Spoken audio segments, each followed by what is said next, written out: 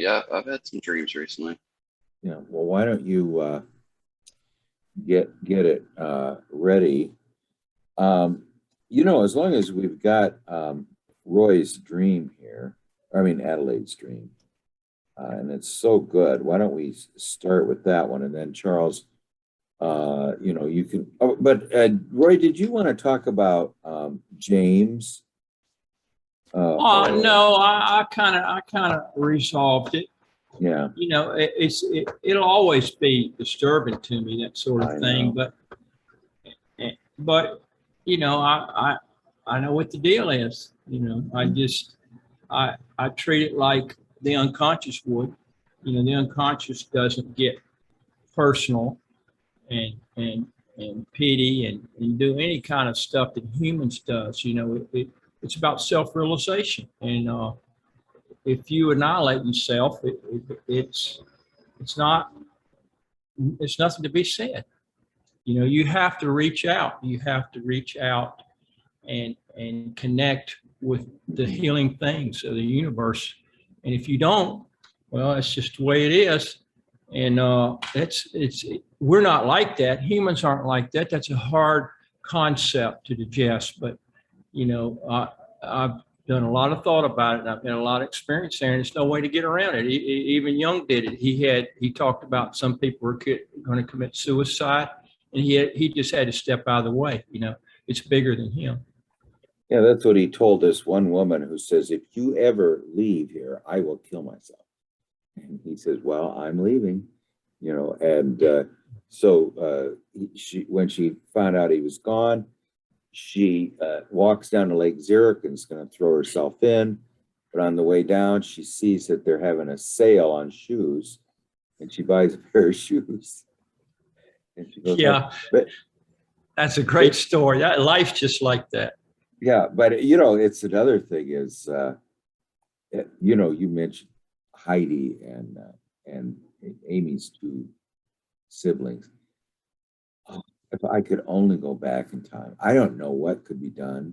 And her father was this theologian, and he was felt very guilty. But I don't really know. That was the other thing I wanted to do, is go back and talk to him. But anyway, it didn't work out. It didn't work out. But I mean, it's just such a wonderful one, my analyst, John Betts, who's in hi Gary, was in Canada, British Columbia. He's actually originally from Scotland. Said that he thinks that she just was not meant to live. I mean, that she was gonna only, there was something about it. I don't know. I mean, you had a very passionate protest against that last time, and I'm with you. I don't know. I mean, I just don't know. How are you doing, Gary? Good. Yeah, Charles is experiencing a lot of people who travel do. He's bored. He's afraid he's not living in a healthy way, and it's not good. I mean, the only thing is you have to. I don't care whether you're traveling or not. I mean, you gotta get into that mode of traveling. But Yeah, it's an art. I mean, it's like yes, it is more difficult. And you have to figure out a routine. You especially have to figure out a routine if you've got heavy hours. yeah. I mean, like I think what he said, he's got today and tomorrow off, and he's got to go back to work. So I used to do 18 wheelers cross country, and you have a day off just to do your laundry and stuff, and collect yourself, and you're on the road 6 days a week, sleeping in the back of a bouncy truck. It's brutal. I mean, you want young people for that. It will really take a toll on you. But if you do it for 4 or 5 years, it's not a big deal. But you don't want to do that for 30 years. It'll wreck your body totally. there's got to be some type of a balance if you're going to do that for 30 years. Hey, Tim and Dawn, we're I just thought it was kind of special because Adelaide had a dream, and I thought we could, and Dawn, thank you so much for and by the way, Tim has a drawing too of his dream. Why don't we spend like about we'll just spend 20-25 minutes on Roy's dream, and then maybe we could do and Tim, at least you can show your drawing, and then we'll do Charles' dream, because he might not be able to stay for the whole thing, and then we'll go on to Tim's dream, or Gary, or whoever has one. But anyway, do you want to read this dream? Sure. This is a dream Adelaide had on the 17th. Yeah. It's like, Sunday night. Yeah. Okay. Adelaide is in her Key West home, 5A, on Stock Island. A father and his son are outside the gate. The boy is climbing a tree and loses his cap. The father thought maybe it dropped into Adelaide's yard, so he knocked on her gate. The cap was knitted in white yarn, with black yarn making a geometrical design around the fringe. Adelaide listened to the father's concern. She saw the boy in the tree and also witnessed a beautiful cat in another tree by the boy. The cat was brown with spots on it. It was a wild cat, very sleek, just lounging in the tree. Adelaide went to her mailbox with the father, and inside the mailbox was the boy's cap and also a letter from Adelaide's father. She was admiring her father's beautiful handwriting on the envelope. Yeah, that is an amazingly symbolic dream, and it's just so beautiful. I'm glad that I thought it was sounded very interesting. Yeah, as much as she's remembered too is really very good. Well, yeah, she writes her dreams down. She's good. Yeah, I know. She doesn't know what the hell they mean. She doesn't have a clue, but she has them and she writes them down. Well, and Tim remembers a lot of his dreams. Charles remembers a lot of his dreams. I tend to come up with fragments, and I just do whatever I can. Fragments can be very valuable, So I take whatever little bit I get. Every little bit. Yes, anything is, like this morning, I'll just tell you real quick. This morning, in this active imagination, I have this fall into something, and I see a clear plastic tray that's full of water and chicken. I'm always dreaming about meat, and then I asked, the dream maker what that meant, and she says, you must you're from now. She was right before I right in front of me where I'm walking. You must walk with both body and psyche at the same time. The clear water is the psyche, and the meat, you need to go forward from now on, equally balanced between body and psyche. Anyway, it was just that little teeny fragment, But anyway, so we're in the now Stock Island is the second to the last island on the change of Key West. I've been there before, and then it's the last island. Isn't that where Hemingway lives? And he's down there on Duval, just off Duval, down at the main part. The island, the far western part. Yeah, the farthest where western. the old homes were, and you have about 10-foot elevation, and even some freshwater wells were there.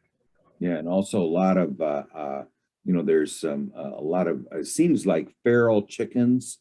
It's always beautiful. Been the feral chickens. Yeah, and they are beautiful. They have a nice. They have jungle fowl. Oh, yes, beautiful. Jungle fowl. Okay, now we're in the home of the furthest extension into the unconscious. Almost as far out as you can go. This is the dwelling place.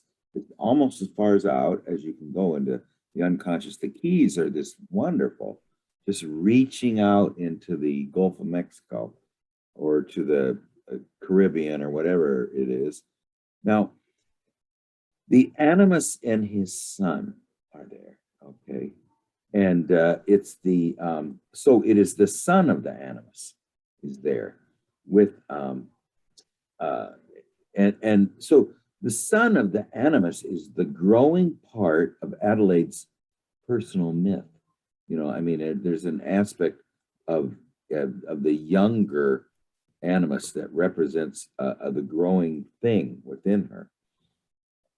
Now they wait outside the gate. Okay, they wait outside the gate. Okay, what is the gate? I mean, the gate is really a spaceless dimension between two worlds. You know, is just a gate. You know, it separates. Now, it's what is called in Ireland a thin place. You know, I mean, where heaven and earth are just 3 feet apart. You know, I mean, they always say gates are thin places. But anyway, on the other side of the gate, just looking in. Now, it's interesting. It doesn't really say what they're doing there, you know, or who They were they playing. are. They were out there in the street, you know, and the boy was playing in the tree. Yeah. Okay. Well, he's playing in the tree. The tree is that aspect that it goes down goes up into the heavens as far as it goes down into the depths, you know, and it also represents this principle of perpetual regeneration. You know, it's just this perpetual regenerating aspect. Now, this younger aspect goes up into the tree, and loses his cap. Okay, his cap, which, by the way, is a woven cap, woven with lamb's wool, with black yarn. That it's a white yarn with a black yarn that makes up a geometrical design around the fringe. So it's black and white, and it represents some kind of a structure. Now, first of all, the cap, it covers the head. It represents what goes on inside the head of the animus, and it is it falls into the feminine realm. Okay, so in other words, this symbol of what goes on inside the head of the animus, the thoughts of the animus, and particularly of the young growing animus, fall into the feminine realm. You know, and Jung had lots of dreams where if you put on another man's hat, you suddenly think his thoughts. You know, now it represents also, the crown or the summit. And, to change a hat means to change attitude. Now, was it a stocking cap? It's a woven cap. Just It must be. It's made out of yarn. It must be. Yeah. Okay. So he drops his thoughts into the feminine realm. Okay. Now at that point, and it also is black and white. Now, black and white, oh my God, there's it is black and white, it represents something of utmost importance when you see black and white, because they represent the diametrical opposites that are combined. It's now the black is the non-manifest. It represents Chronos and Saturn, time. It's the irrational. It is associated with the Great Mother, with the number 8, the absence of color, the north, night, the tortoise, rebirth and resurrection, and sensual and downward movement. It's cold, and it is retreating, and it sort of represents introversion and the maternal aspect. Okay. And it's, it's the nigredo in alchemy. It's the germinal state of all processes. Now, white is this undifferentiated, transcendent perfection, simplicity, illumination, purity, innocence. Usually doesn't represent rebirth, but redemption. Spirit, and also usually represents, it's the color of conjunctio. The woman wears a white wedding dress, and what it kind of represents is it simultaneously death of the old form and birth to the new. That's why Marie-Louise von Franz had several, not several, but more than one of her patients who, right before they were the day of their death, dreamt of a wedding dress, and so it's death to an old form, and it it's illuminated. It can represent both silver or gold in alchemy.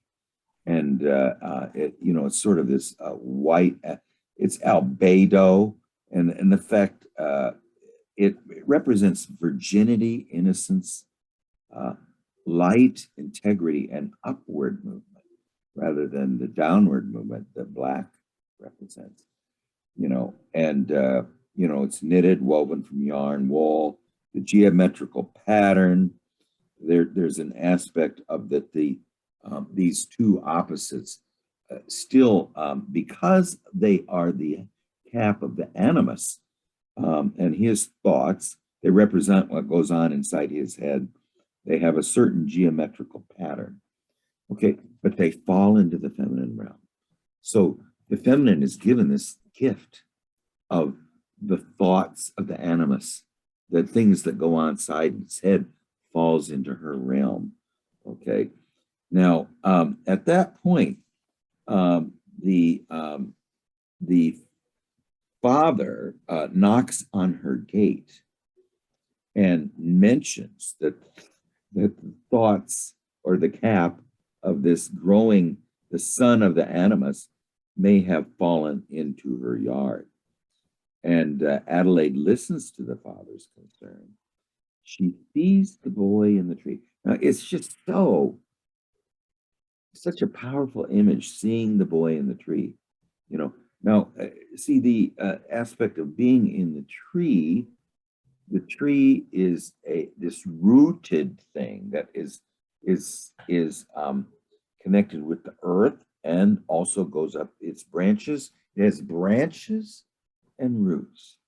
As above, so below. It's this thing that connects both worlds. And also the cap is black and white. So it also has this opposite aspect. So the animus is and also makes an ascent. The son of the animus makes an ascent, but not ascent into the clouds, but up into the upper reaches of the rooted thing. Okay. And now she also witnesses a beautiful cat in another tree by the boy. Okay, now this is the wild instinctive. Okay, it's a cat with brown. A cat was brown with spots on it. It's a wild cat, and it's very sleek. Just lounging in the tree. So look at what we have here. We've got the branches, the roots and the branches. We've got the gate. We've got the boy in the tree. His what goes on inside his head which is of utmost importance because it's black and white, falls into the feminine realm, and it is structured. It has a pattern.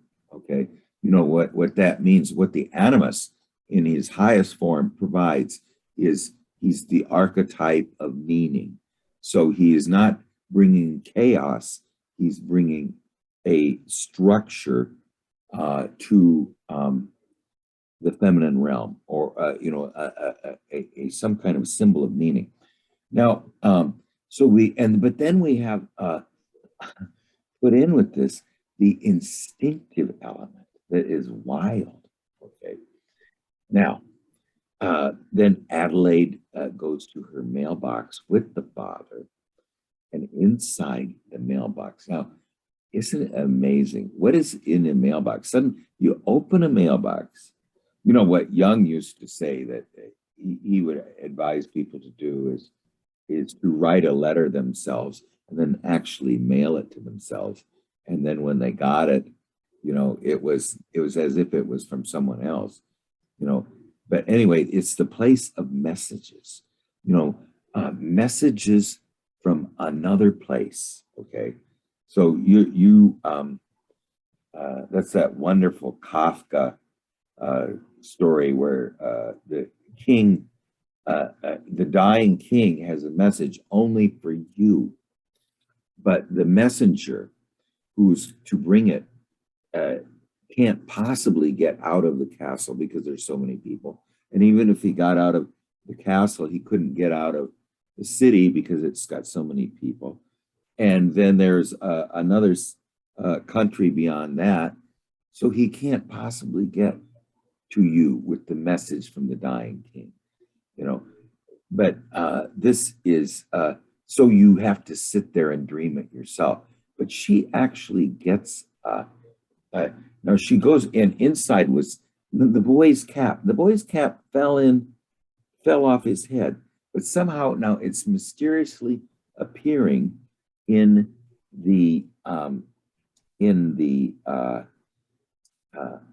her place of communication with the outer realms. It suddenly is appearing there, the cap. And now the father, sort of represents the masculine principle, the letter from the father. I think she has it represents consciousness. It also represents a restraining forces on the instinct, okay? The paternal is a restraining, it's Apollonian, rather than Dionysian, so it's the Apollonian mind is a restraining influence on the Dionysian instinctive way of being, So let's just quickly combine all this stuff. Let's go over one more time. Let's try to tie it all together. Okay, she's in the farthest realms of the unconscious, in the dwelling place there, and outside her gate are these male figures. The son of the male figure climbs a tree, and his cap falls into her realm. And it is a magical cap because it's got all the what they say when you see black and white, it is of the utmost importance in a dream, and it represents the combination of downgoing and upgoing, of introversion and a sort of extroversion, and they're blended together in this geometrical design. The father mentions to her, because she's apparently not aware of it, that this thing that contains what goes on the inside of the head of the younger animus has fell into her realm, and so she looks up and she sees the boy, this animus youth, but she also sees this instinctive aspect in another tree. So they're balanced. Oh, it's just so beautiful. It's so beautiful. And the cat is brown, the color of earth. It is not a, it is a wild cat. It's not a domestic cat. And it's just, it's just like a cheetah, or something. It's very sleek. And then in the match, now we didn't even mention the beautiful handwriting on the envelope. Okay. Isn't that amazing? I mean, we don't even need to know what's inside. Just seeing the beautiful handwriting on the envelope and knowing that comes from the paternal realm is you could have called it the numinous, I don't know what. I mean, the numinous cat. The numinous cat, the cat must be the central figure somehow in this dream. At least, who did you name it, or did she name it? She said that was the most striking thing in the dream. She was really hypnotized by this cat. By this hypnotic, instinctive aspect. But everything in the dream is surprising to me. What do you think, Gary? It's just a very surprising dream. Yeah, well, first off, I think you did a really good job on this. And the cat being the black and white, what you said on that I thought was really interesting. That it doesn't just fall down, it falls into the place of communication, the place of messages. And that, and that the cat was important. The father wants to know where it goes. And so first he just thinks it's in your yard, but no, it's actually in, the mailbox. So this is something that's, very precise and somewhat numinous. So to me, it's like, this seems like one in a series, and the next one would be, have to do with the message that's coming, because we know the message is important. I mean, it's like, it does something pretty amazing and going into the mailbox, and it has the beautiful handwriting. The animus being elevated in the tree and the cat being elevated, say to me that there's an instinctual element here that, these two are of kind of, they're of a pair. And Yes, so, balance. yeah. And so, whatever is coming, it's coming up from the unconscious, and, it will be a message that will be very, kind of announced with trumpets, Yeah. Well, something consciousness must know. That's why it's so. You did the mailbox is great the way you frame that.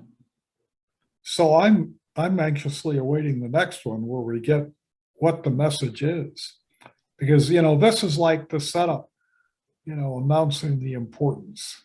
Yeah. Sometimes the messages are unknown. I mean, I always you need to know 3 things or 4 things, and that that there's 3 and there's 1 unknown. Now the only thing is it's this.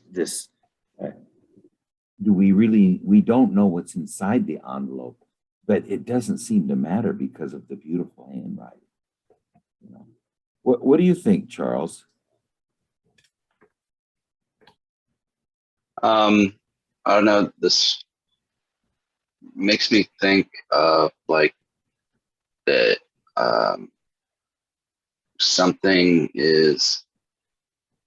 to do with the more masculine side of the psyche is like coming into crystallization and like starting to take a sort of concrete form. I think like the hat falling down into the yard. I think that's like a symbol of something being kind of born into reality, like something high up falling down to the ground, like coagulation. You know, like, I don't know, just the idea of something falling from heaven, and landing on Earth. And I think that that idea is also reflected in like receiving the letter, you know, a message from a faraway place. And yeah, I don't really know what else to make of it than that, but it seems like something is coming through from the unconscious that's more of the masculine side of psyche, and it's like starting to take a real, like, tangible form. And Adelaide is really receiving something of value that, you know, that's something very worthwhile, that is, you know, connects more to the animus side. But that's really all, I think. It's a breathtaking dream. Now, Roy, is her father alive? Oh, no, he died about 4 years ago. Okay, so it's a, It, and it's some ancestral aspect, message from the other world. And oh, it's yeah. got beautiful handwriting. You know, He had very beautiful handwriting. He himself, I mean, that, yeah, it is. because the Asians, you know, they're into, what did they call it? The Calligraphy. writing that they, yeah, thank you, Yeah. Tim. Yeah, I mean, they he just- he was able to do that, and also his grandfather. It's really an art, you know, in Zen, they would just draw one Japanese character, you know, and that was supposed to be, I mean, it was something that was very, very valuable. What do you think, Tim? Well, I think Adelaide must be extremely well balanced because it seems like, you know, I get the sense that this whole dream is like a series of Russian nested dolls. And at every level, you see this scene and you have the opposites paired. And then the next scene, you have the opposites paired, and the next scene. And it just seems like the whole thing is structured the same way, that there's this really beautiful balance between the two. It's not one-sided at all. Yeah, I mean, I'm trying to- everything's double-sided. I'm trying to imagine that there's some kind of conflict or unfinished business or something, and it just doesn't poke out at me. It feels like, man, this is just like rain. Everything is beautiful, and everything is in its place, and it's like the spirit of the Father coming down and giving her this beautiful gift. I don't know what else to say about it. I'll say one thing. This is just my own realization, really, is that this was something Jeffrey Raff said, that that to become whole means to be living in the state of active imagination all the time. You know, so individuation really means to be personality number 2. And you're in the state where there is communication between, there's this constant back and forth between the invisible realms of wisdom and your ego consciousness. So, you know, really what is required of me, you know, this just was my little realization, is to walk in both body and psyche at the same time everywhere I go, you know, and in other words, to be going forward with active imagination, or that you know, at least that the soul is with me everywhere I go. Now, that's the flavor I get out of this dream. That you're saying, Tim, you're looking for unfinished business and you don't see any. But I think the unfinished business is how do we incorporate, and I'm not saying that it isn't happening already, this beautiful handwriting of the ancestral realm, the beautiful brown cat, the cap, the structure with the structure on it that is represents what goes inside the head of the logos, the archetype of meaning that has fallen into our realm. You know, what should we pick it up and put it on our head? You know, I don't know. I mean, you know, it seems to be for us, not for the boy, and also the fact that the boy is not, you know, on a ladder in heaven, dropping it in. He's in this roots and branches, and so is the brown cat, roots and branches.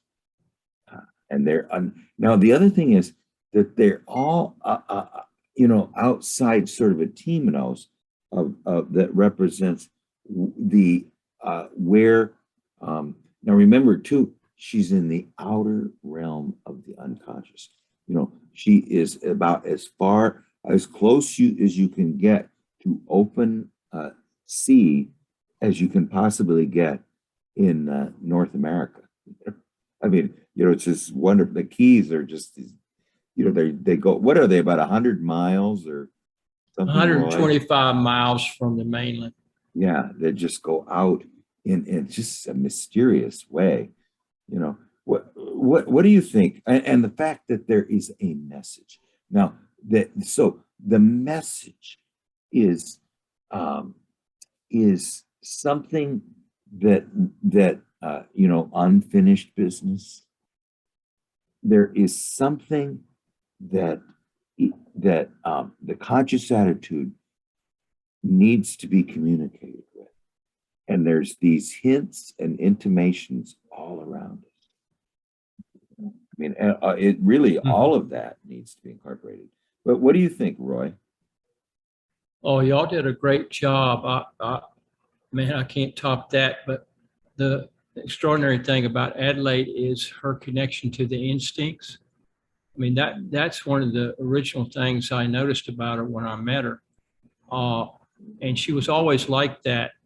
And how she was able to keep that intact through all she went through is just incredible. I mean, it's the biggest mystery. Such a big mystery. I mean, she went to Vassar College, and, you know, professors and stuff tried to lure her into, you know, academia, and her instincts.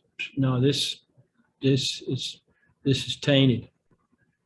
And What was her anything major? that wouldn't allow her to live in an instinctual type way, and she's very differentiated. You know, she exit stage left. I think a 17th century literature. Yeah, well, that's a very The important. Chinese are scholars. You know, the ones that have the wealth and they can go to school and afford the time to research. They're really into, you know, scholarly people, into their history and culture. The 17th, so it'd be like the 1600s of Europe. Hey, Adelaide, you did 17th century literature? 18th century history. Okay, 18th and century literature. history. Yeah. Yeah. Okay. Well, that's you know, it's just absolutely, well, the 18th century. That's Gertie. Yeah. Yes, definitely. Well, it would be the 1700s. You know, it would be the French Revolution. You know, the coming together of the German states. You know, the restoration of the monarchy in Britain. Right. You know, there's just a lot of stuff that's important there. And also you know, it was sort of coming to grips with the colonies everywhere that had come up in the 15th, or really the 16th, 17th century.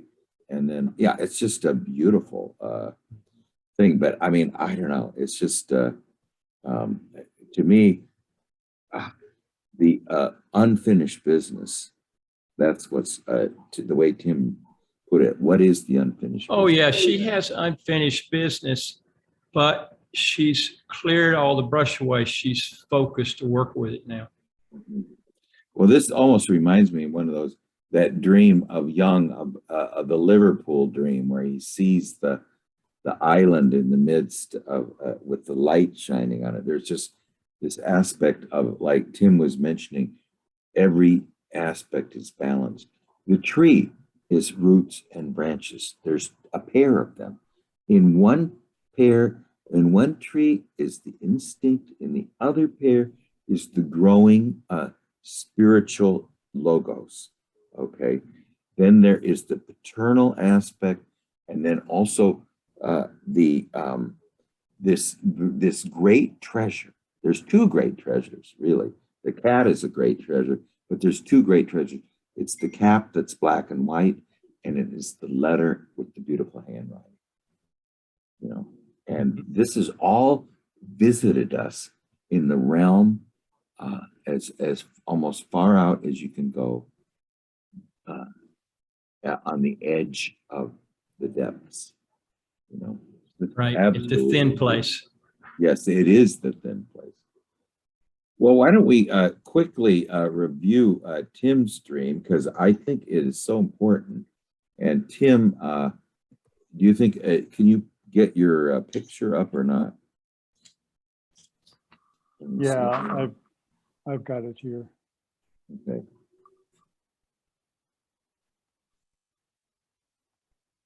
We'll just review this because of the picture, which is really somewhat of an active imagination. And like I told Tim, it was sort of a, he went down to the ocean with the wise old woman. Okay.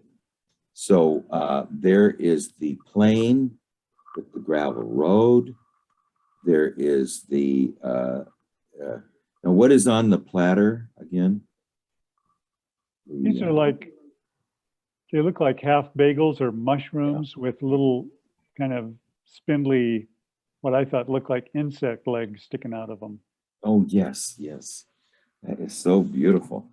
Yeah, why don't you just read that dream one more time? I put it in the chat. I hope it's Oh, okay. Sky Woman. I'm working in an isolated house among green hills on the coast.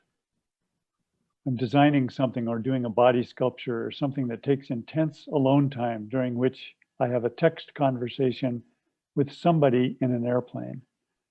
Later, I'm with my partner and we are outside the house on some distance away on this road. And we watch this small plane come out of the sky and land on a sloping gravel road right before us. The pilot gets out and I ask if there's a problem. She seems unconcerned. It's an older woman, very slight. We talk for a few exchanges and then I lift her off a grassy rise on the side of the road down to the roadbed, and we start walking toward our house where we have invited her. She mentions she had to leave the last place because somebody had a sexual misunderstanding.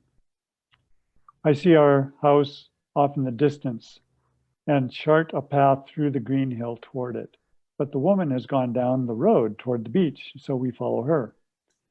Then I realize we have to cover quite a distance to get back to the house because of sea cliffs.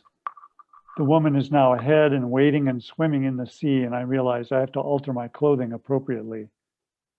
Just then, two guys come up to us on the beach and offer us some steaming food, weird mushroom-like objects with insect legs. We decline and head toward the water. This is just so beautiful. I mean, it is, First of all, let me just mention that one thing I just am thinking that a lot of Tim's dreams up until this point, not actually this point, but about a month ago, were very similar to the fairy tale of the handless maiden. There seemed to be some wounded feeling function or wounded relationship with the feminine that was, you know, where the husbands are trying to imprison the crazy woman. You know, there's just this aspect of that.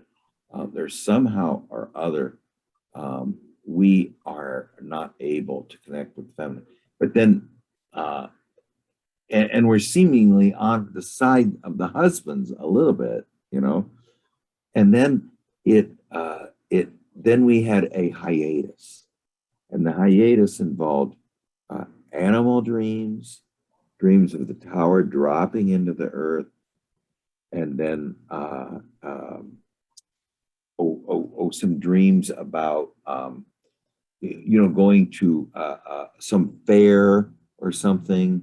You know, you can probably remember them better than me. But anyway, so now this dream, like he said, it sounds like, it just almost sounds like an Andrew Wyeth painting. Okay, you know, we're working on the East Coast, you know, among the green hills on the coast, in like in Maine or something.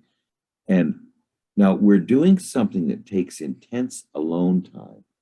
Now, while we're doing the intense alone time, suddenly someone is texting us from an airplane.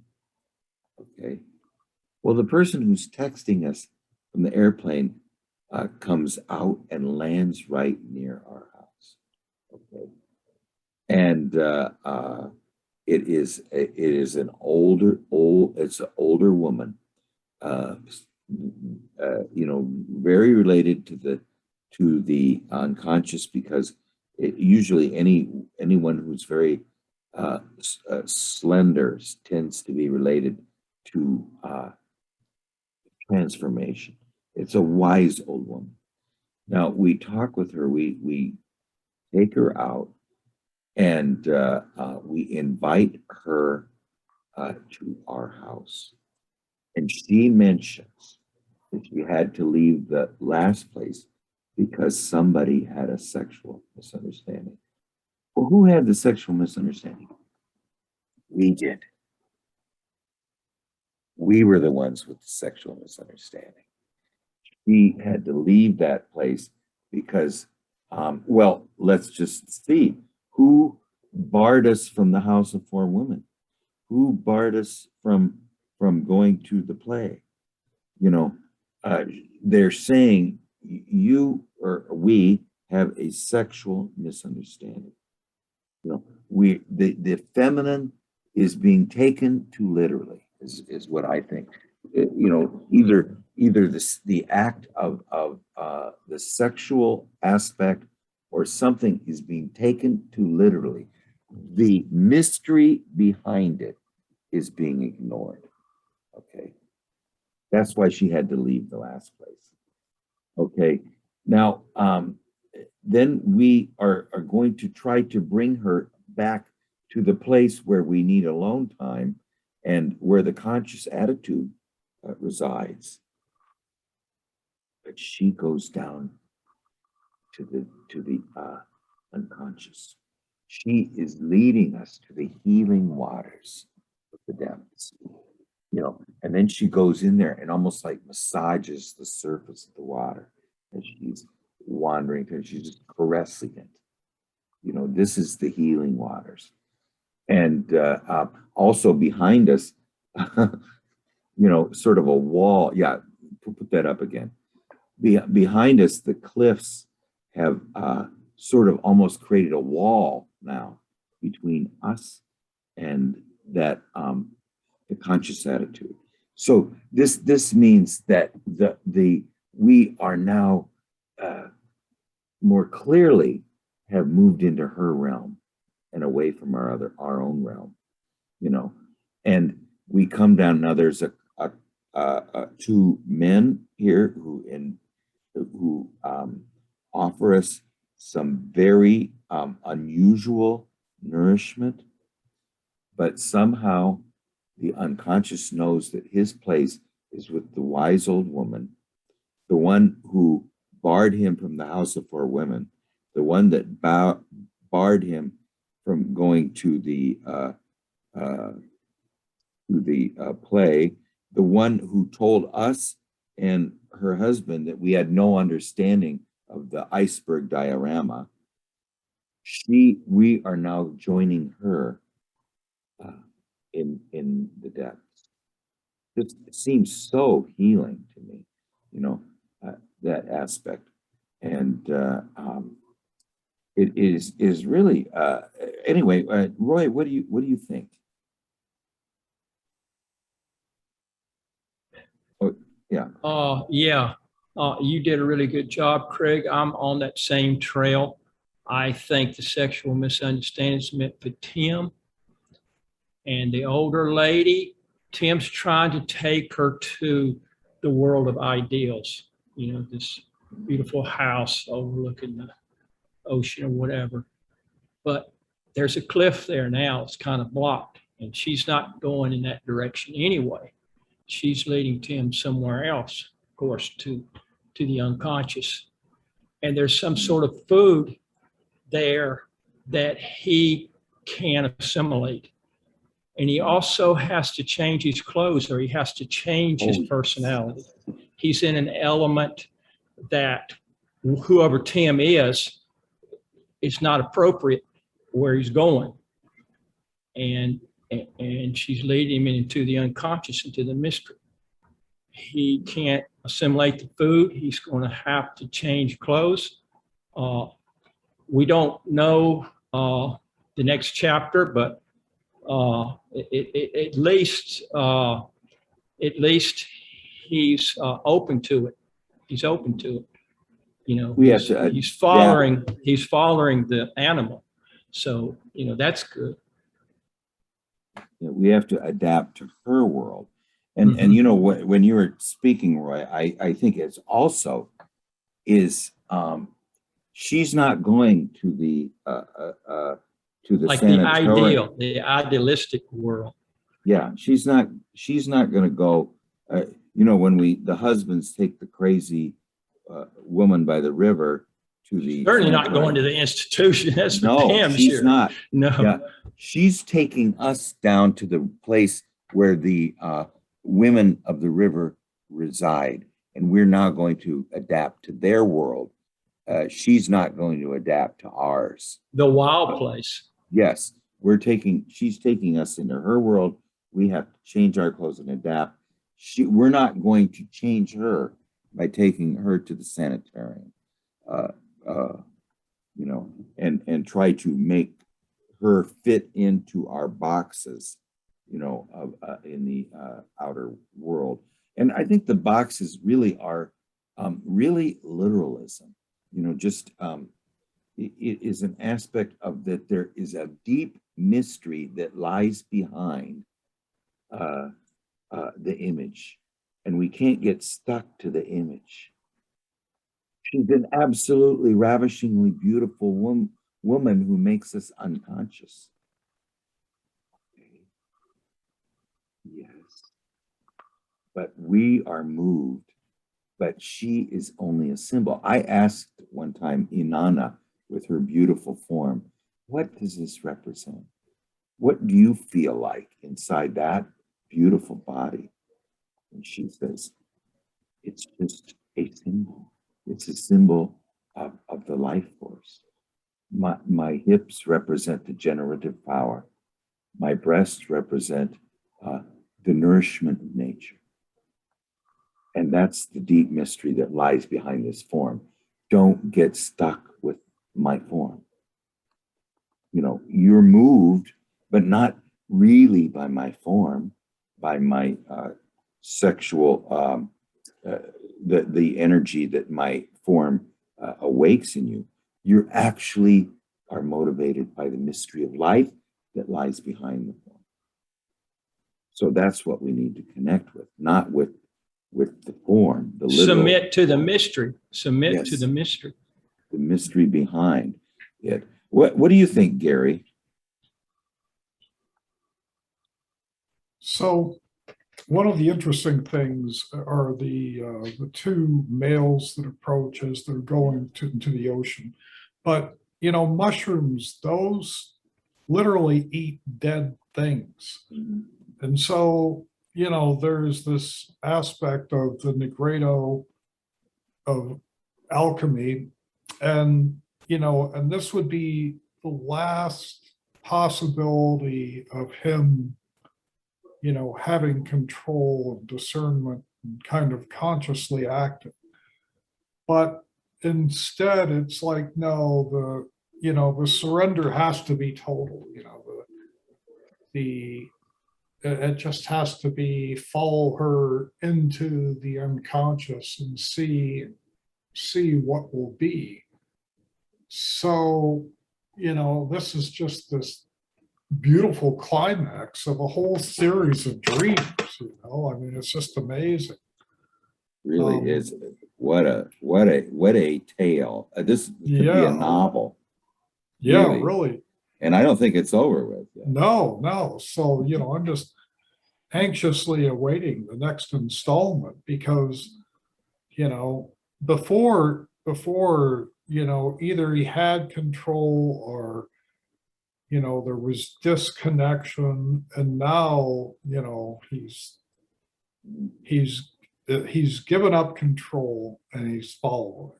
Yeah, it And seems, it's a surrender. yeah, because it seems now like the obstacles that before were so frustrating have been there's something now that we are connecting with, and without obstacles. The obstacles are back to the conscious attitude.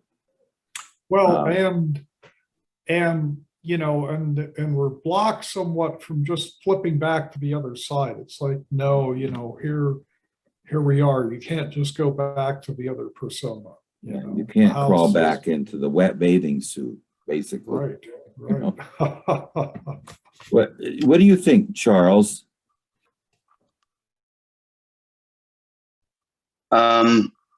Not entirely sure. I think it is like potential for, it shows like that there's potential blooming for a better conscious understanding and him being able to better adapt and suit himself for a relationship with the anima or with the feminine. Not that it's like complete, but it's like some reconciliation seems much more possible now. And yeah, that's all I really got. Well, it's really regenerative and renewal, and there seems to be the possibility of renewal now. But now with the wise old woman, the one that was texting us while we were, you know, she's telling us something, and then she visits us, and then she leads us to where we need to go. What do you think, Tim? Well, I'm really pleased that you guys are so smart at this stuff. The one thing I'm sort of still trying to process is that the appearance of these two guys with this, you know, very fresh and apparently kind of exotic food. And I remember being really tempted to just take one of these things and try it because, you know, who knows, it might be really delicious. And it makes me kind of associate with this business of being tempted right when you're on the right path and you're about to make this great decision and something pops up and says, wait, are you sure? You know, Well, it's a kind of has that distraction. character. Yeah. the last minute distraction. Now, I'm not saying it's a bad distraction, and I don't think we've really solved that mystery of what that considers. But let's just say, first of all, it's a magical appearance of now, would they be this masculine aspect again? Some more advanced form of the husbands or something, you know, that at the last minute before we're going to join and change our clothes and adapt to the realm of the mother and in the shallows of the ocean, and we will not, we aren't going to be deterred, you know. So this seems like a you know, here we're just about to go into the House of Four Women. We're just about to go into the play, and right then there is that temptation. Don't go there. Yeah. You know, come over here. Look, we have this beautiful, but you know, some type of food that is actually repulsive to the attitude that we had. It's very exotic and everything, but there's an aspect of it that's also with the insect legs. It's very strange and so alien to nature. You know, I mean, what if nature was just insects, not trees and flowers and meadows? It's just, you know.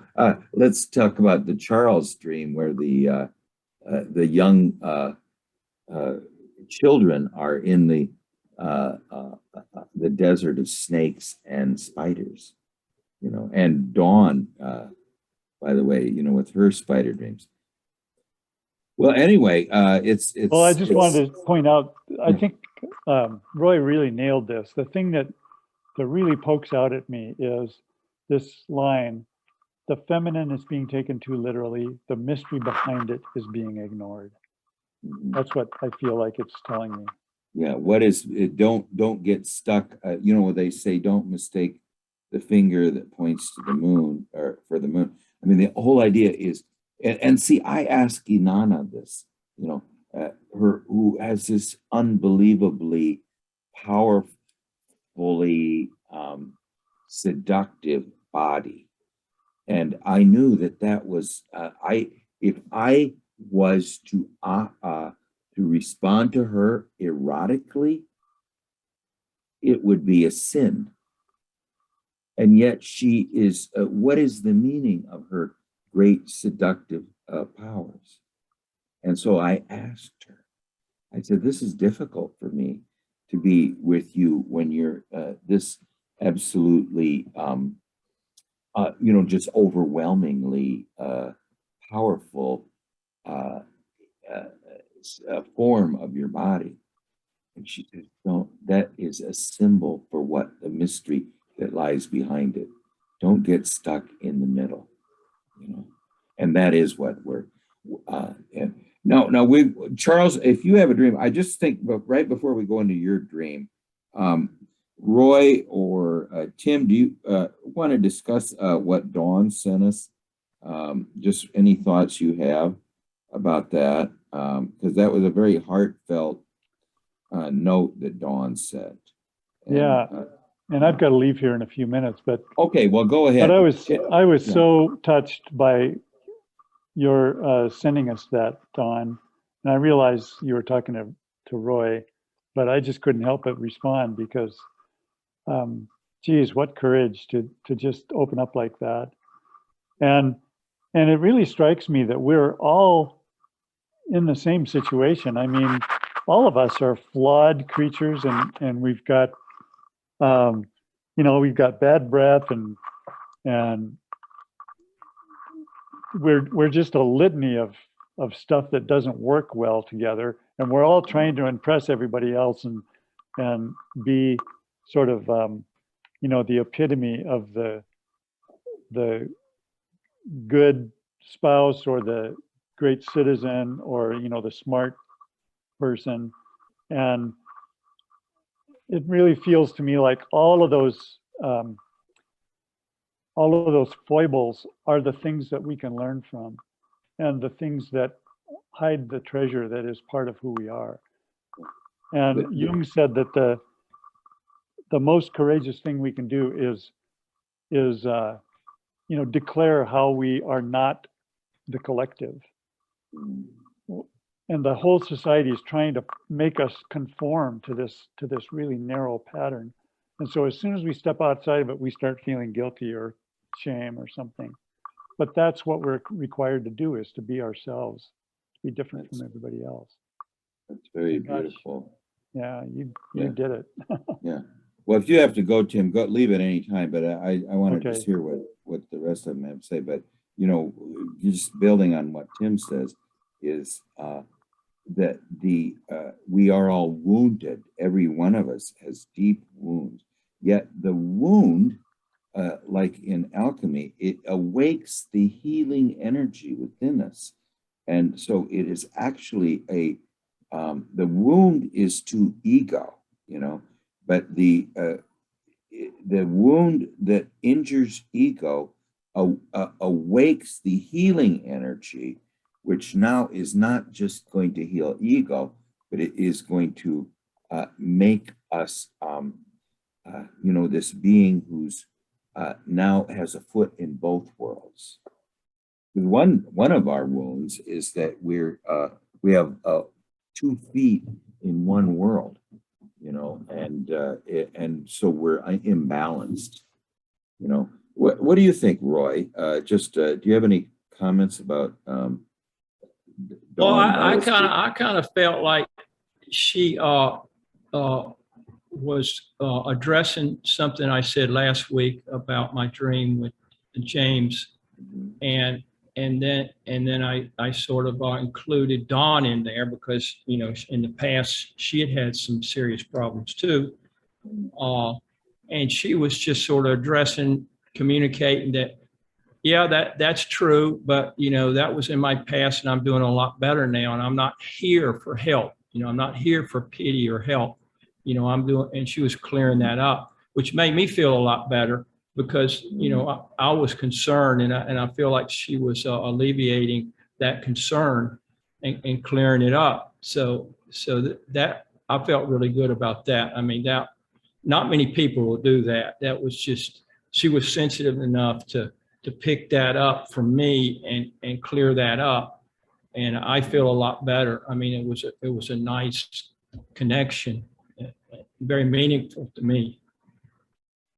When I went into analysis, I always used to tell people, what are you in analysis for? They'd ask me. And I said, well, initially, I went in there for what's called pedagogical reasons. I just wanted to learn and educate. I thought I was a person with no problems. But it took me years to realize that I was a power turnus, and I was wounded by being so deeply introverted and thinking I was just shy and odd and strange and crippled and lamed by my introversion. So, I mean, that was very helpful to me.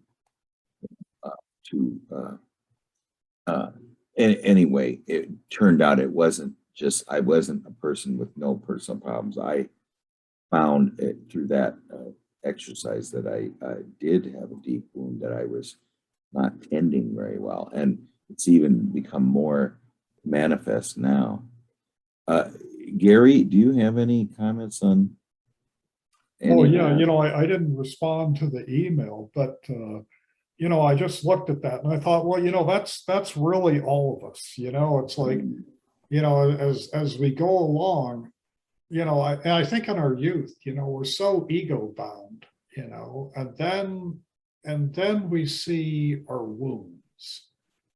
And, I think it's acknowledging them and becoming comfortable with them, not necessarily surrendering to them, but not deciding that we're flawed creatures because we have them. Because, it's to me, it's like, no, it's just part of being human, we're going to have these things, and everybody's going to kind of have own unique set of these types of, if you want to call them flaws. I don't even really know if they're flaws.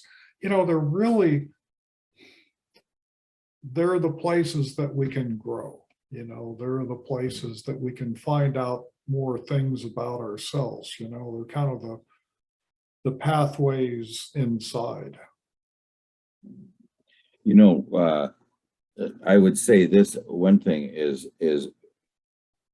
Dawn, as you send us more dreams, that context is going to be very helpful, because I'll tell you, two people I have never really figured out are Roy and Charles.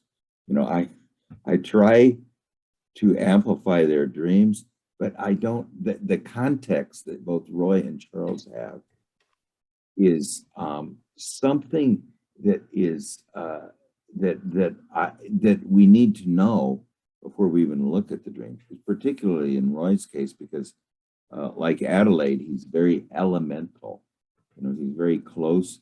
Somehow, he's just real close to nature, and so where I'm looking at it, there's just an aspect of that elemental that I don't know. But I hope that's going to provide some context for as we go forward. But I would say this too, Dawn. If I know maybe you haven't had dreams lately, but your dreams are so important. I mean, we need. I just hope if you have any more dreams, make sure you send them, because first of all, I'm sort of selfish because they're important to me. I mean, I just think that they're very deep and moving, and plus the fact that they look at things from a different perspective than I do, because you're coming at it from a different angle. Well, Charles, do you want to present your dream? Sure. Yeah. Okay. Go ahead. I was just going to say, I don't say get too personal. The only thing I'm saying is, Dawn, is that I think you can, at least the context that you gave was perfect. Yeah, but there are boundaries that really you can't share with others, but so this is not a full-blown analysis where you're going to have the idea of the confessional mixed with the unconscious content. We're sort of a little light on the confessional side, but I still think we do good with the unconscious contents. At least I think we can all pull something out of it. Well, go ahead, Charles. I'm anxious to hear one of your dreams. Thank you, Dawn. Okay. I think I had this one yesterday. It was like yesterday morning. So I was in an apartment in the living room, which was very similar to the one I lived in when I was about 12. I was there with my mom and my niece, and there is a stingray and a school of blowfish or pufferfish, and there's about 8 or 9 blowfish. One is much larger than all the other ones. And I kind of assumed that these belong to my niece and that they're her pets or something.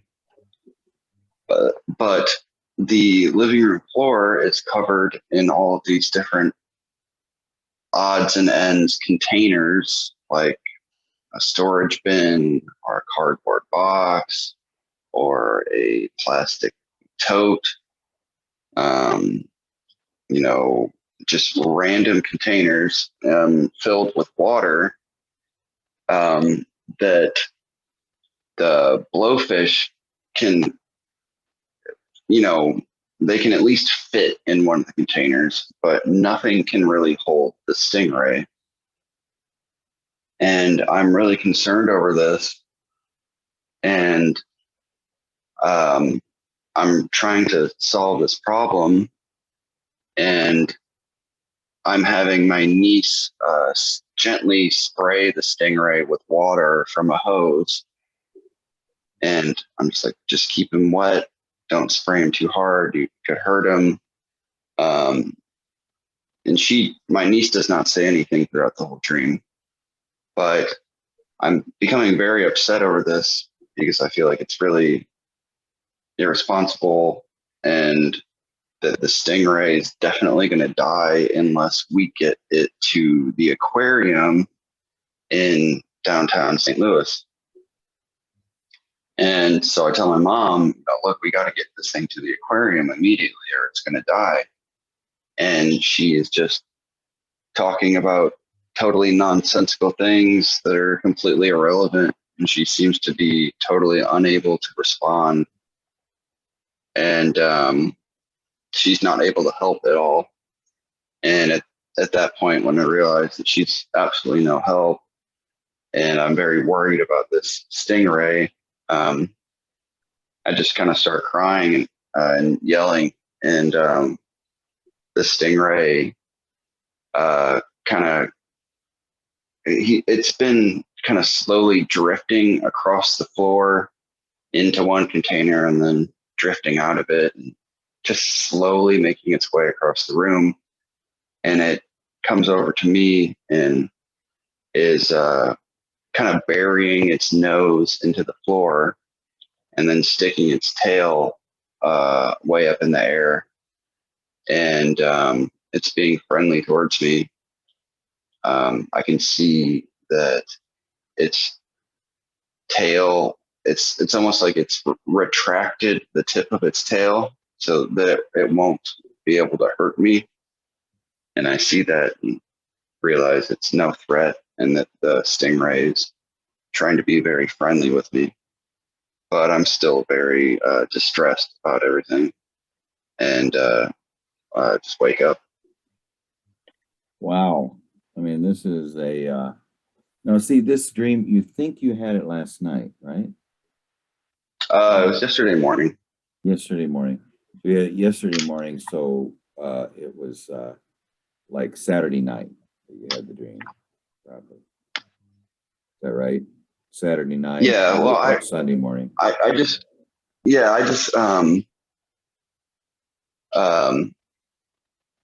I don't know. I just remember like waking up straight out of this dream and like not even having to recall it. It just, I just, It's all there's there. there's no time lost. Then wake up and it's like, oh yeah, I had a dream. I mean, I was just crying in the dream. Then all of a sudden I'm awake, and that dream was very vivid, and it was one of those dreams where I genuinely thought that it was like Real. waking life. Yeah. Yeah.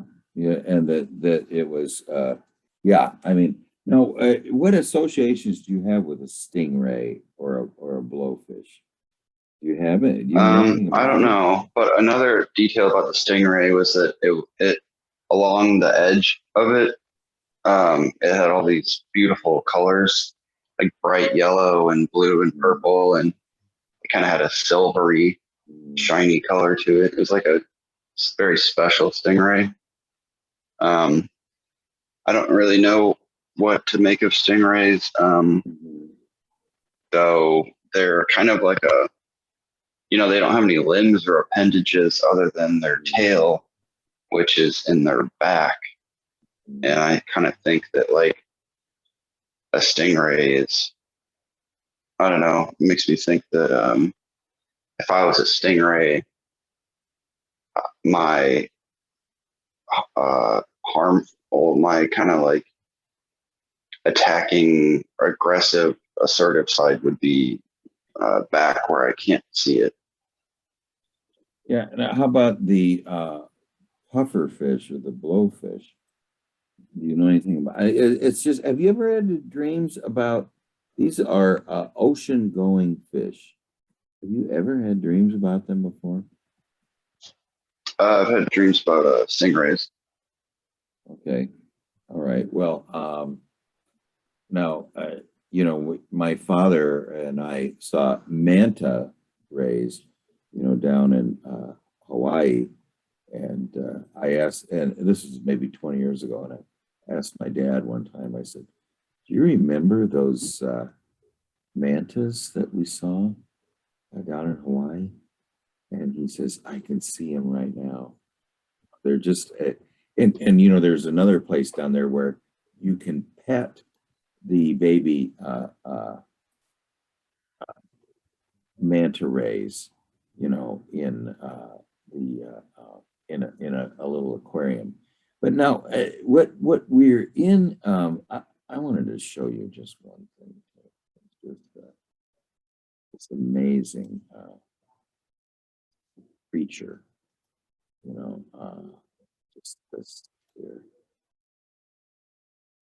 That's the skeleton of a manta ray. What do you think of that? It almost has this bone that goes around like a circle. And then it has these bones like on the wings, as somewhat of a almost a rib cage thing. It's just a strange. Yeah, that head part is like the devil's purse. You see Yeah. them on the beach, that black thing with the horns on each end where the embryo develops.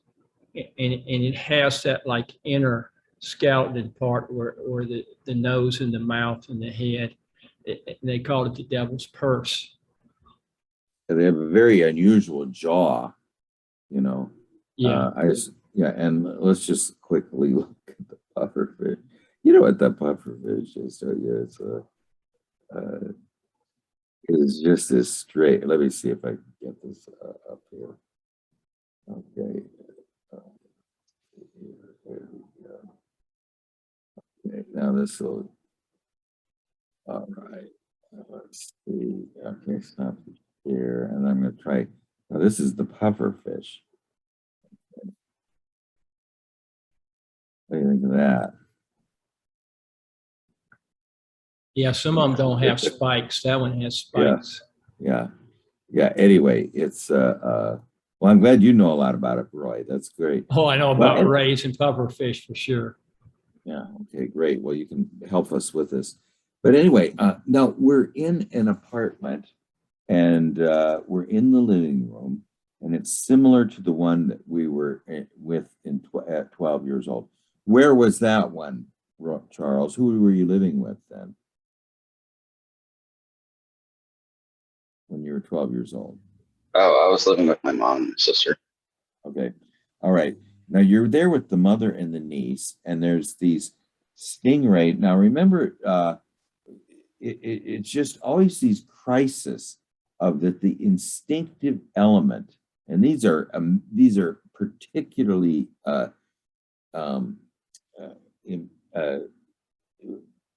unusual instinctive elements are in danger, and we are coming to save them. I mean, you've done this several times now, and they seem to be related. The niece is the sister or the daughter of your mother's sister, right?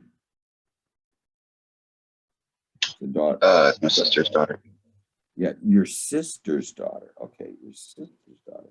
Okay, and anyway, she has all of these absolutely fabulous creatures. Absolutely, I mean, you have to say that they're pretty close to the shoe-billed stork or something.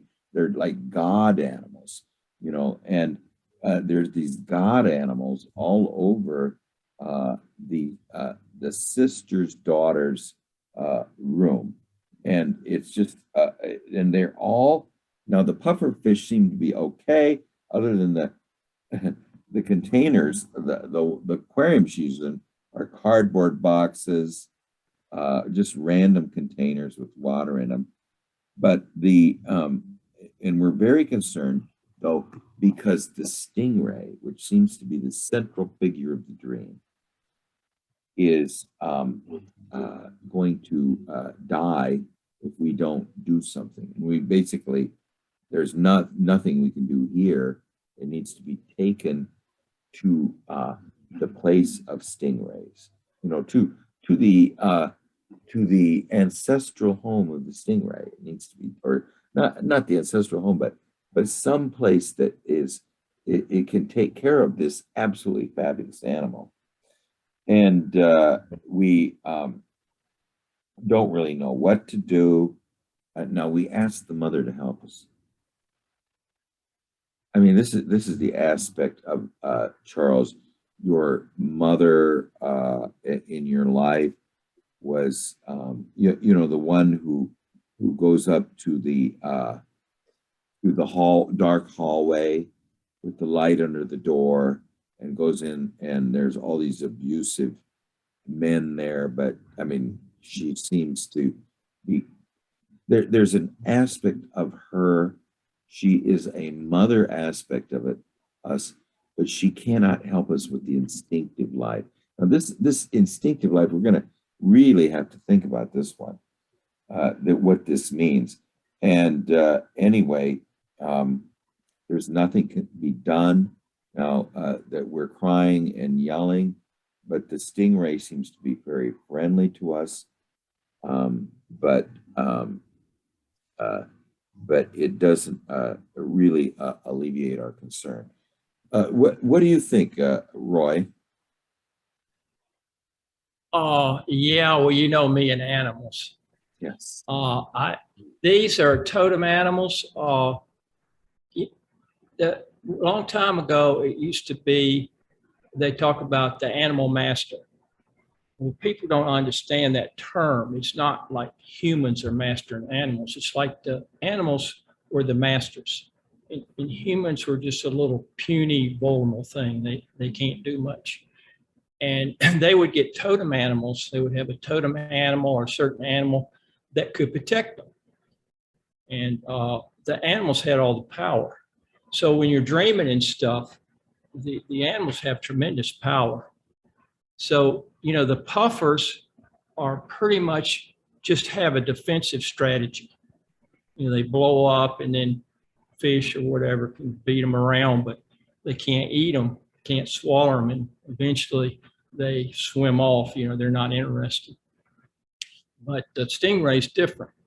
Now it can flap its wings and kind of hide in the sand, and its eyes are kind of raised up a little bit so it can see and peer out, but it's sort of camouflaged under the sand. But if it's attacked, it has a little barbed, bony, thorny thing at the base of its tail that can stand up, and if it sticks you in the wrong place, it could kill you. I mean, it got Steve Irwin, stuck him in his heart, killed him, the crocodile hunter. And so I think that's Charles's totem animal. I mean, Charles has pretty much just a defensive act and hiding in the sand and stuff, but he has a ruthless gangster. I mean, he's a dangerous force, I'm telling you, and you don't want to provoke him. Now, he gets involved with this animal. It needs help. His mom can't help him. And in the last few dreams, his mom can't help him anymore. He's got to, you know, do it himself. And so he's relating to this totem animal. It's going to protect him. It's his major totem animal now, just like the shoebill stork is for me. Very primordial animal, very ancient, you know, even probably back to the realm of the dinosaurs or something. It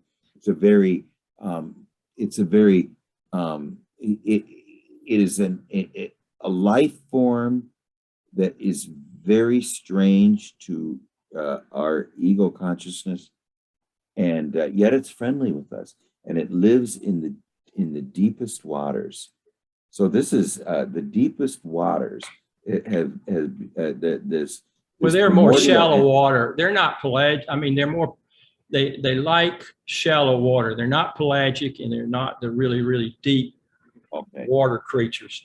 They like the shelf, the continental shelf. Yeah, well, that's a good point. But what I kind of meant is that they are in the ocean. Oh, definitely, they're unconscious and they're primal. Yeah. Yeah, and they were very primal. So the primal aspect of us in the depths is in great danger, and ego consciousness needs to rescue that aspect within us, which is in great danger, the primal aspect of us in the depths. And this is a heroic act, really. And the mother can't help us. Now, as Roy said, we must do it ourselves. What do you think, Gary? Well, I think you both really nailed it. And so we have the mother can't help us. The niece who is, sort of this undeveloped, anima aspect has brought forth, the totem animal, and which is friendly towards us and has, and which we have great feeling for and great, it has great significance. But, we do not yet have a way of taking care of it. We don't have a ritual. We don't have a place for it in our heart. This thing is going to wither and die unless, we can provide the spiritual environment, the place where it needs to be to thrive. And I think that's what this dream is telling us. It's saying, look, it's here, but you have to find a way to nourish it. You have to find a way to provide it a place where it can thrive. Give it water, give it life. Yes. Oh boy, that it nails it, Gary. The reason it doesn't have an aquarium is because we have no room in our ego consciousness for it right now. We need to, like you say, make room in our heart to contain this great being, primal being within us, who is very friendly to us. Oh, isn't that amazing? I mean, the psyche in its most primal form is very friendly to us, but we provide it no home within us. And if we don't provide us a home within us, it's going to weaken and die. I mean, Gary, that is absolutely what's going on. What do you think, Charles? I mean, it's a very unusual dream, but I think Gary and Roy have really, we'll finish it up next time, but what do you think? Yeah, I mean, I definitely have a responsibility and calling to be the caretaker of something in my life that, I care deeply about. And I think this dream also shows that I can't rely on anyone else to help me with it. It's completely my own thing. It's the Cabbage Patch doll. Yeah. I tried to get my mom's help, but she's just of no help. And I don't have the proper place to take care of this part of it. Container. You have no container. Yeah. Yeah, well, that I would just say that's you. There is an aspect of you. The only way you can heal yourself is by caring for others. That's the way you're going to heal yourself. And what this aspect of it is, there's no container right now. I mean, look at these odd containers. When you're mentioning containers, something contained. What Edinger said is our containers are too small for what used to be the religious symbols. The containers we have in the world right now are too small to contain them. We need to create a container within us that is adequate for this master animal of our unconscious. Well, anyway, I guess we'll try to finish this Wednesday then. That's okay. All right, well, this is really fruitful for me. I don't know about you guys. Anyway, well, have a great evening. Okay, we'll see you guys later. Okay, bye, everybody. Thank you, Charles, Gary, and Dawn, and Roy.